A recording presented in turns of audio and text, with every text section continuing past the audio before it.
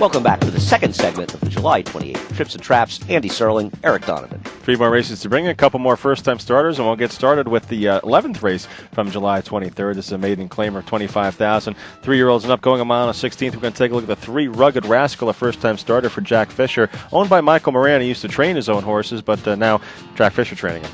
Jack Fisher brought up a horse to Saratoga that they were supposed to get the money with first time out. I mean, you're not going to be able to see a lot that happens, and you have to just imagine this horse is sort of getting jammed in the back of the pack, and nothing goes right, as you see right now, already towards the back, one off the last horse.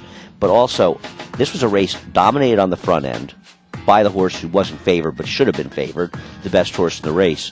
And Rugged Rascal just never had a chance. No, never had a chance. Stuck back here, and at least at this point, Rugged Rascal is saving ground. But that's kind of going to change as they get to about the half-mile pole or closer to the far turn. When jockey Alex Solis is going to move Rugged Rascal to the outside, he's going to make a big move, but not be able. Well, he actually sustains it quite well. He actually finishes up quite well here. But you see at this point in the race, the 5 Binks Forest just getting away to a nice, easy lead, 49 and almost 49-1, the half-mile fraction for this race, which is extraordinarily slow on a track that is slanted towards speed anyway. Yeah, and you've got the best horse. So everything is impossible. And Rugged Rascal's basically in and out of the picture. I mean, you could barely really see him as he's getting jammed back there. And Alex Solis is a very patient rider and a rider who spends a lot of time saving ground on these turf courses. So when he ends up swinging this horse wide around the 7/16 pole or such, it's because you almost feel like it's out of frustration. You're going to see it right now as we stop it, and the horse is all the way out there in the forepath, and he just kind of blows the turn after this in the stretch. Yeah, I mean, he gets a good head of steam going here and just has a hard time maintaining,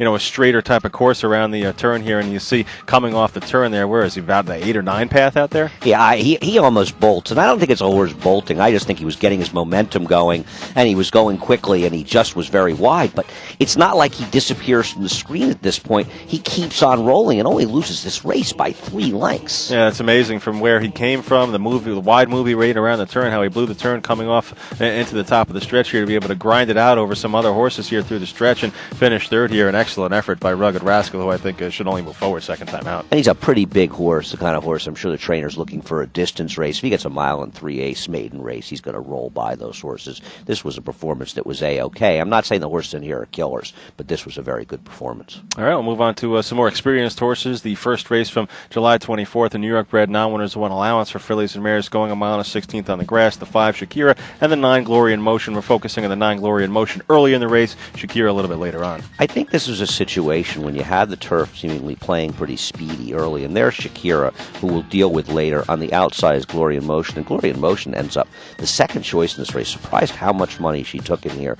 And I think that the connections felt that maybe the race was going to be dominated up front, as the Todd Pletcher horse who's leading here was the only speed on paper, and the course was very speed favoring. And Glory in Motion was taken out of her game in this situation. And you knew going in the first turn, when she's up close, chasing 3 wide, she never had a chance. Yeah, I mean, from what we've seen on the turf so far up here, I think the best spot to be in is obviously either on the lead, stalking the lead, where the 7 horses now are tucked away in the pocket, where the horse in fourth is right now, 2 horse there. So chasing 3 wide on these courses just doesn't seem to work out. Even if the track is slanted towards speed, you just don't want to give up that ground. No, these are very, very tough trips to have. And listen, Glory in Motion was theoretically between a rock and a hard place. And I'll tell you the truth, I don't think she was winning this race regardless. And I don't think this is a mistake by Johnny. I think that aggression is rewarded overall. And in fact, if you look at it, one of the biggest mistakes a lot of times that's made around here is riding under aggressively. But as things worked out, because this was a race that ultimately completely fell apart.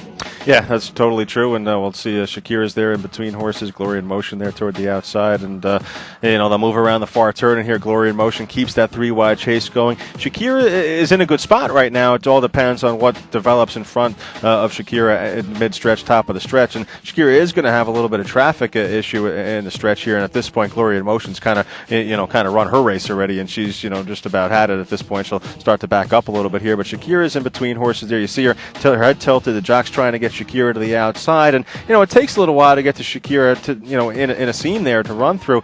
But on the other hand, isn't Shakira supposed to not be outfinished by Bretton Woods here?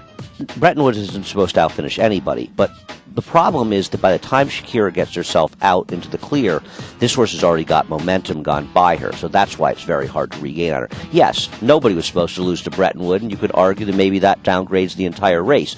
But Bretton Woods has run well at Saratoga before. I don't know where this race came from. Shakira has run second 3 times in a row. I'm getting a little tired of it. But she did have trouble getting her momentum at the right time. But all we're really saying is she didn't have an absolutely perfect trip.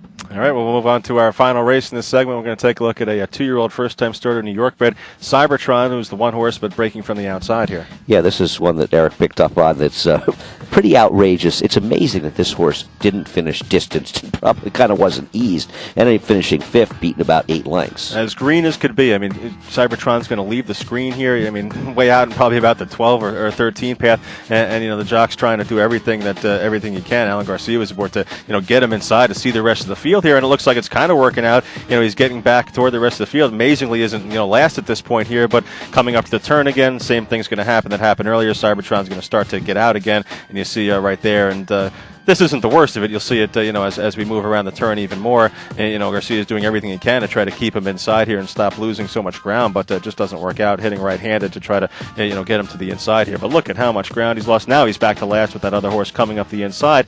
Amazing that this horse is able to finish 5th in here. Only loses 4th by a nose, and, one straightened away to the top of the stretch. I thought got back on track, and, horse that kind of ran sneaky good that you're expecting, whether or not he's able to run back at this meet, whether or not he needs a couple months to run back and figure things out. But this is a horse that I think is going to run a ton better next time out. Oh, yeah. And Phil Serpy, the trainer of Cybertron, is not a trainer that gets, he had a big price first-time starter win here the opening day of the meet. But in general, he's a trainer who doesn't win with a lot of first-time starters. And he'll get this horse straightened out. And if he does, he's okay. I mean, look, you never really know until these horses race and they run in a manner that gives them a competitive edge. But the fact that he only lost by 8 lengths with all those shenanigans indicates that he's every bit as good, if not better, than anybody in this race.